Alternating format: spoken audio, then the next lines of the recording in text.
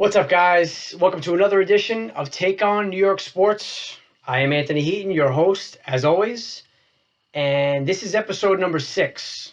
I'm recording this on Friday, December 4th. Thank you guys, as always, for listening. All right, so the first thing we're going to get into today quickly is I want to just say a welcome to our fellow YouTubers as I am recording this episode with video. So everybody out there, hi. This is my little studio.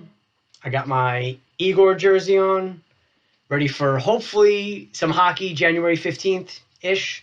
We'll touch on that in a little bit.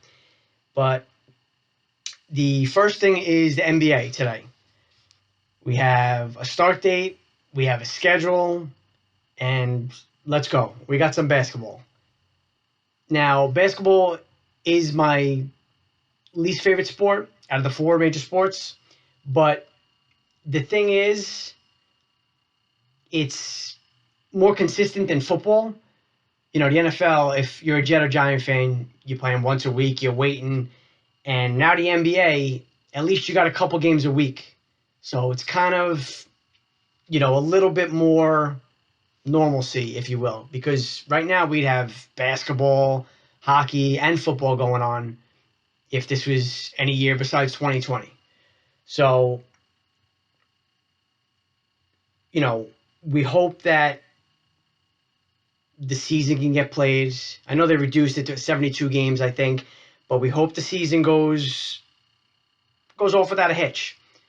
I don't think that's going to be possible. There's no bubble, so you got to figure there's going to be some sort of spread of COVID, and you just hope it can be managed where it's not overwhelming. Obviously, the vaccine now coming out, fingers crossed that maybe when baseball's supposed to start, end of March, early April, we're kind of back to almost normal. Some fans in the stands at least to get going. But the Knicks opening up Wednesday the 23rd at 7 o'clock at Indiana. Now the Knicks, we know they're going nowhere this year. The thing with them is, though, they're going to have a ton of cap space after the season, as they kind of have the past couple years, and had to throw in those fill-in contracts because they couldn't land the big star, couldn't make the trade for Russell Westbrook this year. I'm glad they didn't do that too, by the way. I think the amount of money he's getting paid, and again, we're not doing anything this year. It wouldn't have been beneficial to us, except in the sense that he could have single-handedly won some games for us. But we got a good young core, and now adding Obi Toppin, we got to win games. Got to win games. We got to let the big stars know, hey, we can do this. You saw what the Nets did. Not this past season, but the season before. They had a good young core. They won a bunch of games, surprised a lot of people. Durant and Kyrie want to come play. It's pretty simple in that sense. And the Knicks just haven't been able to do that. And there's so much pressure on any superstar that comes to New York. You got to have some kids around him that are proving that they can win, or at least work their ass off. So that's where we are with the Knicks. They don't play on Christmas this year. That's not a big loss. There are a bunch of really good Christmas games, though. And I think as far as the Nets go, they're tipping off against Golden State. So that's a fun matchup to look for as Durant goes against his old team. There's no Klay Thompson, we know. What he do? He's his ACL again. But still, Steph Curry, Draymond Green. So that should be a good matchup to look forward to. And again, a little bit of normalcy where some regular games are being played. And I think that's the most positive out of anything. We're going to go to the NHL, where now the latest report is that they're looking at a mid-January start, January 15th. And again, because the January 1st start That was just high hopes. So they're thinking January 15th, 52, 56 game schedule. Obviously, a temporary realignment of the divisions with the Canadian division and kind of reducing the travel. They're going to run into the same issues as the NBA. They're going to be positive tests. You have to try to, keep it as, just as minimal as possible because it's going to happen. Obviously, the realignment of the divisions is going to help a bit. All the Canadian teams stay in Canada where they can't travel back and forth anyway. So that'll kind of reduce the spread. But there's still the issue of the owners asking the players to defer another 10% of their salary. And again, it's easy for me to say being in somebody's pocket, but these guys get paid to play the sport they love. They bust their asses. They deserve to be compensated exactly what the agreement was. I know this is unprecedented times that we're going through, so there has to be a little give and take. But if something financial gets in the way of a hockey season this year, that's going to be brutal. I mean, again, I know before you know it, hopefully baseball comes back, but all the fans that have been dying for NHL games, it's rough on them because usually hockey fans are diehard. I mean, they're just, hockey is their number one, and they haven't had it in a while. At least most teams haven't. So it's just, we really have to find a way to just make this work. I know it's a shortened season. Let's just try to get through it somehow, some way. And then before you know it, October 2021 comes around. By then, you got to imagine we'll be back to normal where everyone can attend a game, not have to worry about anything, and we could have a full 82-game season. So this is kind of like a buffer, like a little stopgap season. And it's got to get done. It really does. Next on the agenda, a little baseball. Obviously, DJ LeMahieu, front and center. Toronto still being talked about. His agent's talking about 5 years, $100 million. Yankees want 3 years for him. They'll go 4, I'm sure. But I'm also sure that other teams are going to go 5 years just because of how great of a hitter he is and a defensive player as well. So the Yankees, in order to retain him, they're going to have to probably give him that 5th year. And you know what? Yeah, year 5, is he going to be worth that? Probably not 100%. But you know what? If you get year 1, 2, and 3, where he's this monster that he's been the last 2 seasons, you know what? You get a World Series out of it, it's worth it. We got Cole here in his prime. Let's go, Plan B seems to be Michael Brantley, which, again, he's a nice player, very nice player. The lefty swing, which everybody says, oh, it's great for Yankee Stadium. We know the short porch in right field. And yeah, Robinson Cano was a tremendous lefty. He benefited from that short porch in right field. Brantley's 33. Now, you're going to get him a lot cheaper than LeMahieu, most likely. But where are you going to put him? Where are we going to play him? He's an outfielder. So what's the plan on if we bring Brantley in? Trade Clint Frazier? Please don't. You saw what the kid can do when he got a full-time gig. He was dominant. His defense improved tremendously. He got the chance. He proved himself. I know we need pitching, and we could benefit by trading him for a pitcher because we can get a good haul for him. But I want Frazier in this lineup, left field, every day. And I'm sure 99% of Yankee fans agree with me. Talks about Adam Ottavino probably getting traded.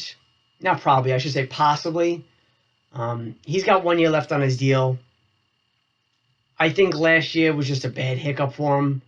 He's proven, in his first year of his deal when he came here and the last couple of years in Colorado, he's a solid pitcher.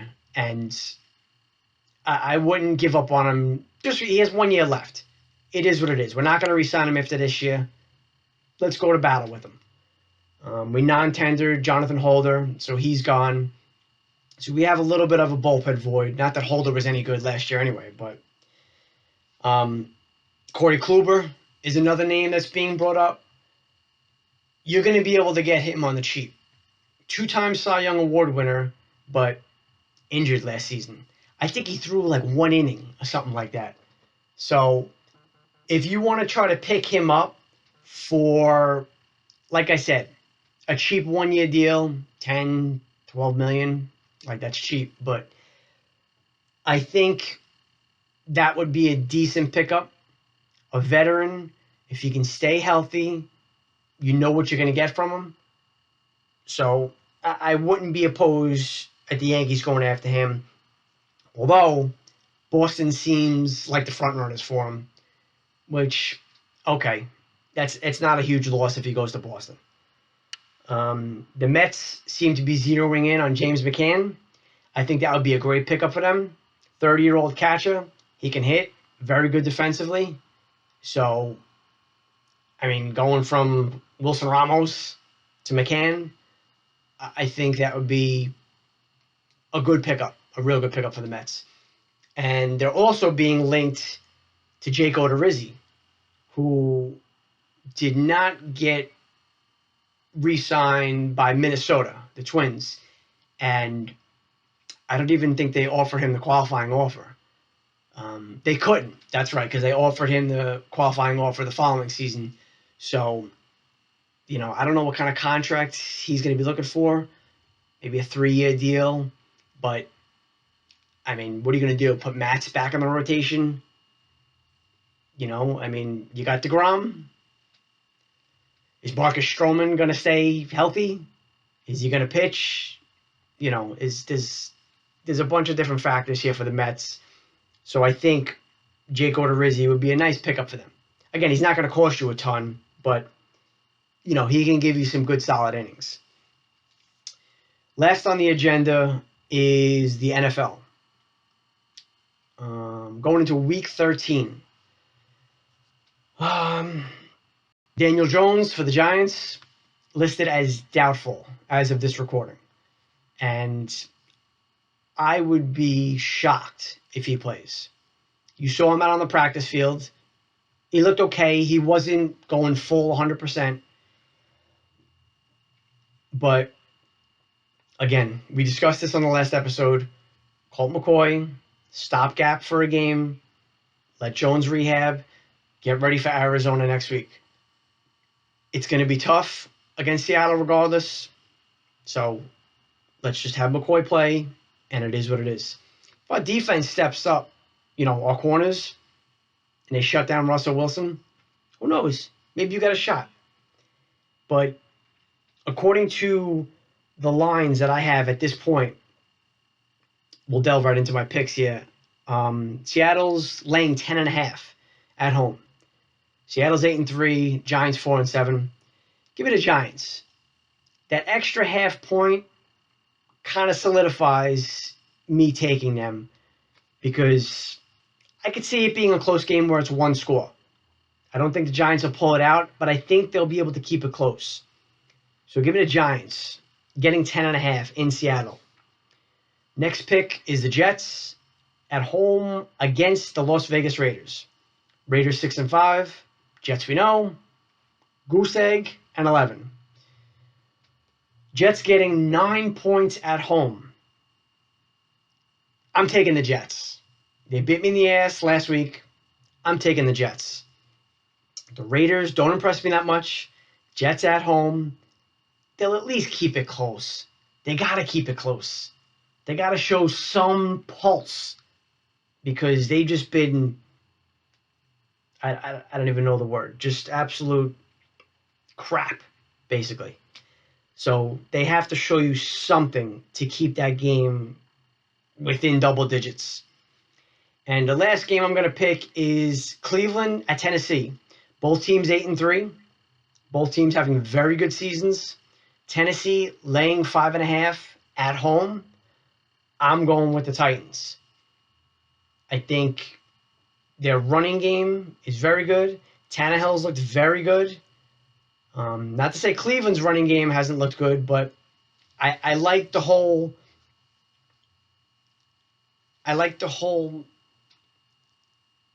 offense of Tennessee better than I do Cleveland. And I think it's going to be a close game, but I think they win by a touchdown. So my 3 picks, Giants in Seattle getting 10.5. I'm taking the Jets at home against the Raiders getting 9 points. And I'm taking the Titans at home against Cleveland laying 5.5 points.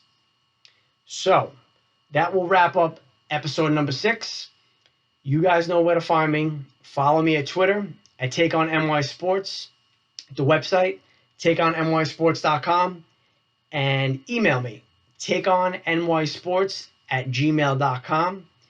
And going forward, we are going to be giving away $10 Amazon gift cards once a month. I'm going to try to do this.